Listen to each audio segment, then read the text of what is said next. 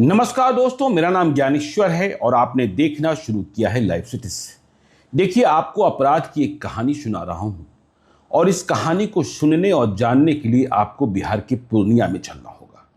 वह पूर्णिया जहां लोकसभा चुनाव को लेकर बहुत सरगर्मी थी।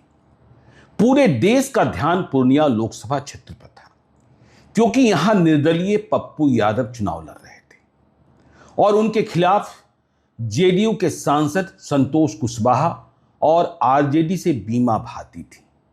तेजस्वी यादव ने बीमा भारती को जेडीयू से लाया था। बीमा भारती ने विधायकी से इस्तीफा दे दिया था और पप्पू यादव के सामने खड़ी हो गई थी। तेजस्वी यादव किसी भी कीमत पर पप्पू यादव की जीत नहीं चाहते थे। उनके रास्ते को रोकने का तमाम प्रयास किया जा रहा था, किया गया भी। तो देखिए, पूर्णिया पर नजर थी और पूर्णिया में चुनाव 26 अप्रैल को ही संपन्न हो गया था, लोकसभा चुनाव के दूसरे चरण में। और इसके बाद आपको पता है, बिहार में 7 चरणों में लोकसभा का चुनाव संपन्न कराया गया है। 4 जून को मतगणना का कार्यक्रम निर्धारित किया गया था। तो पूर्णिया से चुनाव लड़ने वाले जितने भी उम्मीदवार थे, वे हिसाब बैठा रहे थे, जोड़ घटाव कर रहे थे कि कैसे कौन जीतेगा। शर्तें लग रही थी। देखिए, चुनाव के बाद ही यह स्पष्ट हो गया था कि बीमा भारती रेस में नहीं है, लेकिन बीमा भारती की जमानत जब्त हो जाएगी, मात्र 27,000 मत आएंगे, इस बात की परिकल्पना भी किसी ने नहीं की थी। पप्पू यादव चुनाव जीत जाएंगे, यह बड़ी खबर थी। उम्मीद थी, लेकिन संघर्ष बहुत संघर्षपूर्ण था। खैर, तो देखिए, मतगणना के ठीक 2 दिन पहले, मतलब तारीख 2 जून 2024 को पूर्णिया दहल जाता है। पूर्णिया में एक बड़े व्यापारी की हत्या हो जाती है। पूर्णिया का दूसरा सबसे बड़ा बाजार है भवानीपुर बाजार, पुराना बाजार है और यहां के सबसे जाने माने, या यूं कहें कि सबसे बड़े जमींदार के रूप में जिनकी पहचान रही है, उनका नाम भुवनेश्वर यादुका है। समाज में बहुत इज्जत है इस परिवार की। और उनके बड़े बेटे हैं गोपाल यादुका, जिनकी उम्र भी 60 साल की हो चली थी। तो देखिए, 2 जून की सुबह गोपाल यादुका, जो जमींदार के बेटे, अब जमींदार के बेटे हैं तो समझ ही सकते हैं कि इनके पास जमीन जायदाद बहुत होंगे, लेकिन कारोबार कैसे छोड़ देते। तो ये भवानीपुर बाजार में ही एक दुकान खोले हैं और बहुत ही मिलनसार प्रवृत्ति के हैं, सामाजिक सरोकार रखने वाले व्यक्ति हैं गोपाल यादुका। तो देखिए, इनकी दुकान का नाम सोनल ट्रेडर्स है, जो हार्डवेयर की दुकान, मतलब आप कह सकते हैं रंग पेंट की दुकान। भवानीपुर बाजार को यदि आप जानते पहचानते हैं तो आपने सुना होगा इस दुकान के बारे में। मुख्य सड़क पर दुकान नहीं है, एक स्ट्रीट के भीतर है, तो उधर चहलकदमी बहुत कम रहती है। तो गोपाल यादुका 2 जून 2024 सुबह का वक्त दुकान खोले ही थे, दुकानदारी शुरू ही होने वाली थी। पूर्वाह्न के 10 बजे वे दुकान पर बैठे थे। जो दुकान का स्टाफ था, वह दुकान के भीतर कुछ काम करने को गया हुआ था। तभी एक मोटरसाइकिल पर सवार, एक बाइक पर सवार 2 युवक आते हैं, जिनमें एक ने हेलमेट पहन रखा है। बाइक स्टार्ट है, ऐसा चश्मदीदों ने बताया है। बाइक स्टार्ट है। जो पीछे बैठा युवक है, जो अपराधी है, दोनों ही अपराधी हैं, वह उतरता है। उसके हाथ में पिस्टल है और वह दुकान के भीतर घुसता है, जहां दुकान में गोपाल यादुका बैठे हैं। उनकी कनपटी में पिस्टल लगाता है और गोलियां दाग देता है। एक नहीं, कई गोलियां। गोलियों की आवाज सुनी जाती है। गोपाल यादुका लुढ़क जाते हैं। इसके बाद ये दोनों अपराधी, ऐसा माना जाता है, चश्मदीद बताते हैं कि वहां रैकी करने वाले कुछ और अपराधी पहले से जमा थे इधर उधर। तो जिन 2 अपराधियों ने वारदात को अंजाम दिया, वह बाइक से फुर हो जाते हैं। बताया यह जाता है कि वह किस किस रास्ते में, जब देखिए अब केस का भांडाफोड़ हो रहा है तो सब कुछ मालूम हो रहा है। खैर, वहां गोपाल यादव का दुकान पर गिरे पड़े हैं, खून से लथपथ हैं, कनपटी में गोली मारी गई है। जो परिवार के लोग हैं, जो नजदीकी लोग हैं, वे तुरंत पहुंचते हैं। शोर मच जाता है, मर्डर मर्डर की आवाज सुनाई पड़ने लगती है। गोपाल यादुका को सबसे पहले स्थानीय अस्पताल में ले जाया जाता है। वहां डॉक्टर उन्हें गंभीर पाते हैं और तुरंत पूर्णिया रेफर कर देते हैं। लेकिन पूर्णिया अस्पताल गोपाल यादुका जख्मी अवस्था में पहुंचे इसके पहले ही रास्ते में दम तोड़ देते हैं, तो उनकी मौत हो जाती है। इस मौत की खबर ने हंगामा बरपा दिया। आग लग गई, दुकान फटाफट बंद होने लगते हैं और अभी चुनाव का नतीजा आना शेष है। सबसे पहले पप्पू यादव पहुंचते हैं। वे कहते हैं जमीन माफिया का हाथ है और यदि मैं जीता तो महाभारत होगी। बिहार सरकार की मंत्री लेसी सिंह पहुंचती हैं। वह कहती हैं नीतीश कुमार का राज है, पाताल से भी हत्यारे को खोज निकाला जाएगा। बाद में विजय खेमका जो स्थानीय विधायक हैं और जेडीयू के उम्मीदवार सह सांसद संतोष कुशवाहा भी पहुंचते हैं। अब देखिए दुकानें बंद हो गई। हैरत की बात यह है कि जिनके बेटे का नाम इस हत्याकांड में सुपारी देने के जुर्म में आ रहा है, उसके पिता मतलब बीमा भारती के पति जो कुख्यात हैं अवधेश मंडल, जिनके नाम से ही खौफ पैदा हो जाता है, वे भी भवानीपुर बाजार को बंद कराने लगते हैं। क्या उन्हें पता नहीं था कि इस हत्या में उनके बेटे का हाथ है? उनके बेटे का हाथ खून से सना हुआ है। अवधेश मंडल भवानीपुर प्रखंड के पूर्व प्रमुख भी रहे। तो देखिए दुकानें बंद हो जाती है, बाजार बंद हो जाता है और उधर 4 जून को मतगणना भी होनी है। इसलिए इस हत्याकांड की चिलपों पटना तक बहुत नहीं पहुंचती है, क्योंकि सभी के सभी चुनाव के बाद मतगणना की तैयारी में लगे हैं। लेकिन पुलिस वालों के कान तो खड़े हैं। जो एसडीपीओ हैं, जिनका नाम संदीप गोल्डी बताया जाता है, वे मौके पर पहुंचते हैं। जो सर्किल इंस्पेक्टर हैं गौरव बैठा, तुरंत घटना स्थल पर सारे जो सबूत हैं वह इकट्ठा किए जाते हैं। साइंटिफिक एविडेंस भी जमा किए जाते हैं। 10 थानों की पुलिस पहुंचती है। जो पूर्णिया के एसपी हैं उपेंद्र नाथ वर्मा, वह भी इमरजेंसी मीटिंग बुलाते हैं। खैर, अभी टॉप प्रायोरिटी जो है वह मतगणना है 4 जून को, लेकिन बाजार दूसरे दिन भी बंद रहता है। और यह बात प्रथम दृष्टया साफ हो जाती है कि हत्या के पीछे भूमि विवाद है और इसमें जो हैं लैंड ब्रोकर्स शामिल हैं।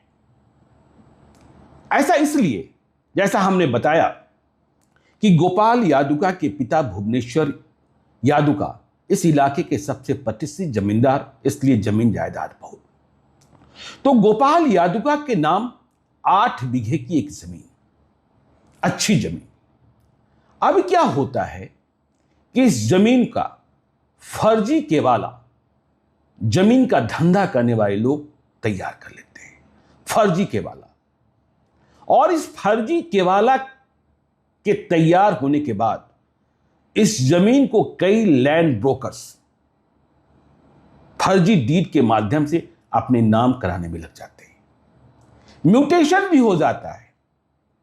इसलिए हम बार बार कहते हैं, हमने पिछले दिनों भी कहा था जब के पाठक की तैनाती राजस्व एवं भूमि सुधार विभाग में हुई, कि यह सबसे बड़ा दर्द है बिहार का, और बिहार में आधे से अधिक हत्याएं जमीन विवाद में होती है। तो 8 बीघे की जमीन फर्जी केवाला, फिर इसमें जो लैंड ब्रोकर्स हैं उनका इन्वॉल्वमेंट। अब जब हत्या कांड का पर्दाफाश हुआ है तो सब कुछ सामने भी है। और देखिए यह बयान कि जमीन हत्या के पीछे है, गोपाल यादुका के जो भाई हैं बिमल यादुका और चचेरे भाई आनंद यादुका भी देते हैं। मारे जा चुके गोपाल यादुका के परिवार में गम का किस तरीके से माहौल होगा आप समझ सकते हैं। पूरा परिवार खौफजदा भी है। गोपाल यादुका के बेटे नीतीश यादुका मुंबई में इंडियन ऑयल में काम करते हैं, बेटी बेंगलोर में रहती है। दोनों पिता की मौत की खबर सुनकर पूर्णिया पहुंचती है अगले दिन, और फिर क्या स्थिति रही होगी परिवार में यह भी आप समझते होंगे। खैर चलिए, 4 जून को मतगणना संपन्न होता है। पप्पू यादव चुनाव जीत जाते हैं। संतोष कुशवाहा संघर्षपूर्ण मुकाबले में चुनाव हारते हैं और बीमा भारती की तो जमानत जब्त हो जाती है। बीमा भारती की कहानी भी आपको जानकारी में होगी। बीमा भारती 2000 में पहली बार निर्दलीय विधायक बनी, और इसलिए निर्दलीय विधायक नहीं बनी कि वह बीमा भारती थी, वह अवधेश मंडल की पत्नी, अवधेश मंडल जो फैजान गिरोह चलाता है। तो अवधेश मंडल का खौफ इतना था और जातीय संघर्ष वहां इतना था कि बीमा भारती 2000 में निर्दलीय चुनाव जीत जाती है। 2005 के फरवरी वाले चुनाव में वह शंकर सिंह से चुनाव हार जाती हैं, लेकिन अक्टूबर नवंबर के चुनाव में फिर से चुनाव जीतती हैं और आरजेडी में इस बार उनका पदार्पण होता है। लेकिन 2010 का विधानसभा चुनाव फिर से आते आते वह जेडीयू में पहुंच जाती है। यदि पूर्णिया की राजनीति को समझेंगे तो बीमा भारती बनाम लेसी सिंह का मसला भी चलता रहता है। तो 2010, 2015, 2020 वह नीतीश कुमार की पार्टी जेडीयू से चुनाव जीतती है, और नीतीश कुमार ने एक बार बीमा भारती को मंत्री भी बनाया। यदि आपको ठीक से याद होगा तो शपथ ग्रहण के दिन राजभवन में बीमा भारती ठीक से शपथ पत्र भी नहीं पढ़ पा रही थी, और 2024 में भी बीमा भारती की यह जिद थी कि उन्हें दोबारा मंत्री बनाया जाए। नीतीश कुमार ने इनकार कर दिया था, क्योंकि इनके पति और बेटे के किस्से नीतीश कुमार के कानों में सुनाई पड़ते रहते थे।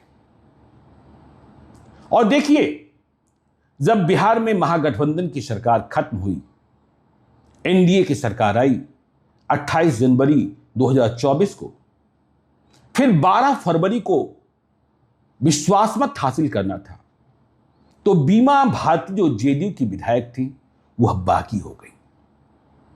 वह आरजेडी के साथ मिलकर सरकार को गिराना चाहती थी। विश्वास मत के दिन वह किस तरीके से विधानसभा में पहुंची थी यह कहानी भी सभी को पता है। जब विधानसभा अध्यक्ष के खिलाफ अविश्वास प्रस्ताव लाया गया था तब तो वह मत देने के लिए थी ही नहीं। अविश्वास प्रस्ताव के जरिए अवध बिहारी चौधरी आरजेडी के विधानसभा अध्यक्ष को हटाना था, लेकिन जब नीतीश कुमार ने विधानसभा अध्यक्ष को हटाने में सफलता हासिल कर ली थी और फिर नीतीश कुमार को अपना विश्वास मत हासिल करना था, तब यह आ गई थी, जबरिया लाई गई थी। और यह कहानी भी आपको याद होगी कि 12 फरवरी के एक दिन पहले जब यह गायब थी तो इनके पति अवधेश मंडल और इनके बेटे राजा कुमार को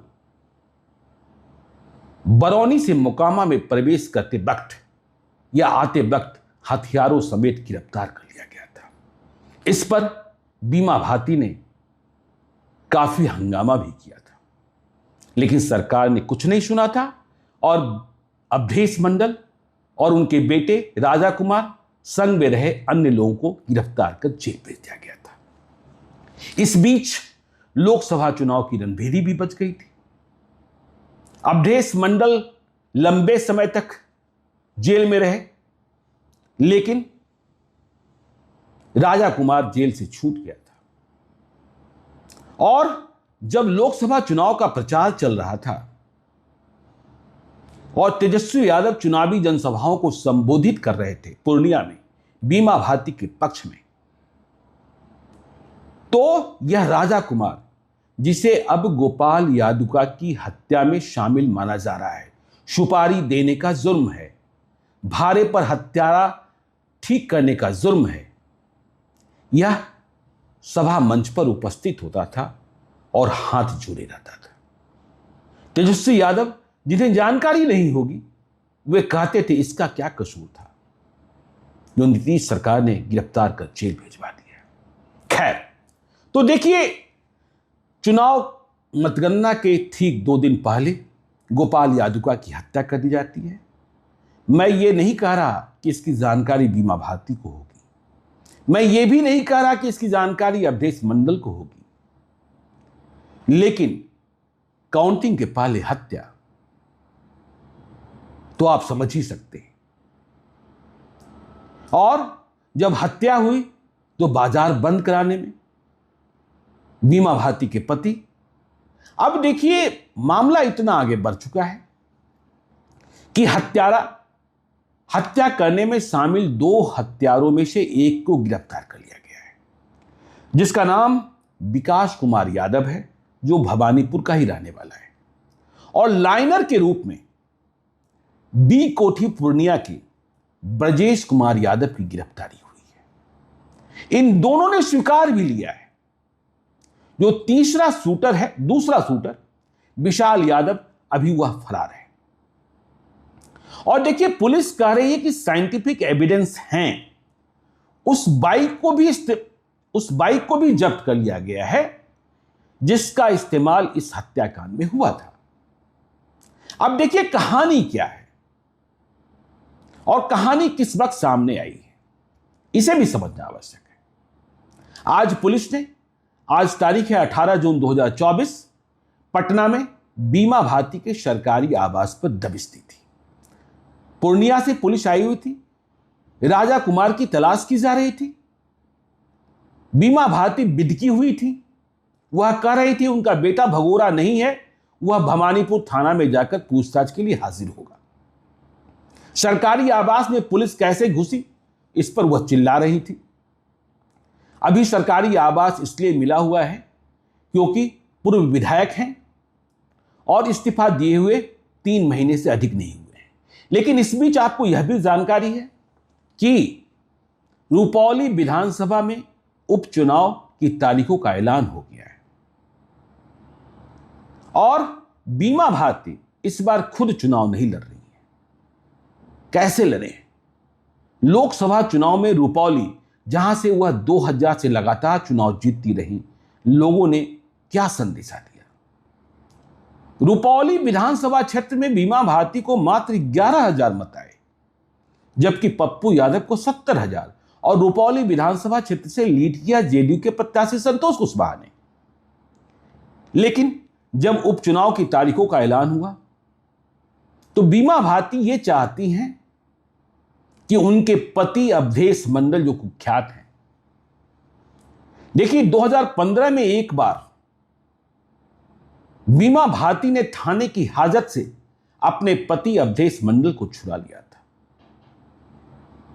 और फिर आपको वो किस्सा भी याद होगा कि किस प्रकार से पूर्णिया के एसएसपी निशांत तिवारी की टीम ने अवधेश मंडल को गिरफ्तार किया था।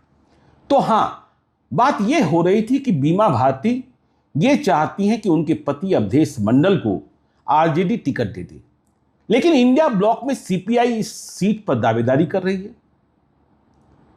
तेजस्वी यादव को भी लग गया है कि बीमा भारती की कोई पकड़ नहीं है, अवधेश मंडल की कोई पकड़ नहीं है, टिकट देने से बेइज्जती ही होनी है। तो बीमा भारती ने ऐलान किया कि देखिए मैं कोशिश कर रही हूं, यदि आरजेडी से टिकट नहीं मिलता है तो अवधेश मंडल निर्दलीय चुनाव लड़ेंगे। लेकिन इसके पहले ही यह बखेरा हो गया। अब बखेरा क्या हुआ है और जब इस हत्याकांड का, गोपाल यादुका हत्याकांड का उद्भेदन हुआ है, तो क्या कहानी सामने आई है? देखिए, कल 17 जून को पूर्णिया में एसडीपीओ संदीप गोल्डी ने प्रेस कॉन्फ्रेंस की और दो अपराधियों को सामने किया, नकाबपोश अपराधी जिनके नाम ब्रजेश कुमार यादव और विकास कुमार यादव बताए गए। कहानी क्या सामने आई? कहानी यह सामने आई कि ये दोनों जो हैं, जो लाइनर है ब्रजेश यादव और जो हत्यारा है विकास यादव, जो मोटरसाइकिल चला रहा था, और जिसने गोली मारी थी उसका नाम विशाल यादव, जो अभी गिरफ्त से बाहर है।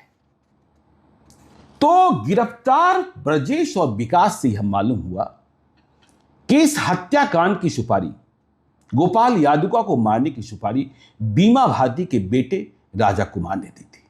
5 लाख रुपए का सौदा हुआ था और किस्तों में भुगतान। इन दोनों ने यह भी बताया कि देखिए, पहले गोपाल यादुका की हत्या कराना एक दूसरे लैंड ब्रोकर का ध्येय था, जिसका नाम संजय भगत है। पुलिस ने इसे भी हिरासत में ले रखा है।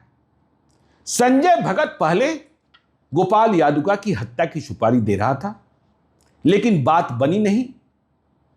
तो फिर राजा कुमार ने अपनी गारंटी ली और उस गारंटी के तहत विशाल और विकास ने मिलकर गोपाल यादुका की हत्या कर दी। हत्या की कहानी विकास ने बताई है कि किस तरीके से बाइक से गए, वह बाइक स्टार्ट किए रहा, विशाल दुकान में घुसा और गोपाल यादुका की हत्या कर फिर वह बजरंग बली चौक के रास्ते कदबा बासा पहुंच गया और इसकी खबर बीमा भारती के बेटे राजा कुमार को दी। राजा कुमार यह खबर को सुनकर प्रसन्न हो गया। उसने कहा, कदबा बासा मैं आ रहा हूं। हत्या करने के लिए पहली किस्त पहले ही दी जा चुकी थी, दूसरी किस्त का भुगतान आज किया गया और यह राशि 48,000 रुपए थी, 5 लाख रुपए की गारंटी में। तो कदबा बासा में मटन पार्टी भी हुई। राजा कुमार, देखिए पुलिस का आरोप है, मैं फिर कह रहा हूं कि अभी पुलिस ने गिरफ्तार अपराधियों के कबूलनामे के अनुसार बीमा भारती अवधेश मंडल के पुत्र राजा कुमार को आरोपी बनाया है और पुलिस यह भी कह रही है कि टेक्निकल और साइंटिफिक एविडेंस है। तो कदबा बासा में कैसे क्या मुलाकात हुई, क्या बातें हुई, इस बारे में भी गिरफ्तार विकास और ब्रजेश ने जानकारी दी है। उसने बताया कि बीमा भारती का बेटा राजा अपनी बुलेट गाड़ी से वहां आया और उसके अन्य साथी जो थे वह थार से आए। वहां मटन पार्टी हुई और इस मटन पार्टी में गोपाल यादुका की हत्या का जश्न मनाया गया। शायद राजा को इस बात का एहसास नहीं होगा कि आज 2 जून को हम हत्या का जश्न मना रहे हैं, 4 जून को मां बीमा भारती की हार का गम भी मनाना होगा, और इतनी बुरी हार। तो देखिए, अब पुलिस पीछे लगी है बीमा भारती के बेटे के। पुलिस अवधेश मंडल से भी पूछताछ कर सकती है। अवधेश मंडल पर कितने केस हैं, कितने मामले हैं, पुलिस की जो हिस्ट्री सीट है वह भरी पड़ी है। और अब तो वह स्वयं, देखिए पहले भी वह चुनाव लड़ने की कोशिश कर रहे थे, लेकिन तब कई मामलों में सजायाफ्ता हो गए थे। अब जब बरी हुए हैं तो सोचा हम ही चुनाव लड़ लें। और यह परिवार जो है ना, वह किसी न किसी कारण, कभी किसी मौत को लेकर, कभी किसी हत्या को लेकर चर्चा में रहता ही रहता है। तो अब गोपाल यादुका की हत्या का जब पर्दा उठ गया है, साजिश का भंडाफोड़ हो गया है, तो समझना यह होगा कि जिस 8 बीघे की जमीन के लिए जिसका फर्जी केबाला तैयार किया गया, जिसे फर्जी डीड के माध्यम से लैंड ब्रोकर ने कब्जा किया, सर्किल इंस्पेक्टर और अन्य प्राधिकारियों की मदद से म्यूटेशन हो गया, इसमें और कौन कौन से प्लेयर शामिल हैं? क्योंकि 8 बीघा की जमीन कोई छोटी जमीन नहीं होती है। अब बीमा भारती का बेटा कब गिरफ्तार होता है, यह देखने की बात होगी। लेकिन रुपौली विधानसभा के उपचुनाव के पहले वैसे देखिए, बीमा भारती का आरोप यह है कि रुपौली में वह और उनका परिवार कोई चुनाव न लड़ पाए, इसलिए पहले ही डिस्टर्ब कर दिया जा रहा है। वह पुलिस के दावे को चुनौती दे सकती है, अपराधियों ने जो कबूलनामा किया है उसे झुठला सकती हैं, उन्हें अधिकार प्राप्त है। लेकिन पुलिस का अनुसंधान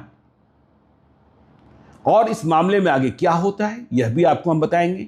आप देखते रहिए लाइव सिटीज को। यदि अब तक आपने हमारे यूट्यूब चैनल लाइव सिटी को सब्सक्राइब नहीं किया है तो जरूर कर लीजिएगा, और यदि इस वीडियो को फेसबुक पेज के माध्यम से देखें तो पेज को लाइक कीजिएगा, ट्विटर पर भी हमें फॉलो कीजिए। धन्यवाद।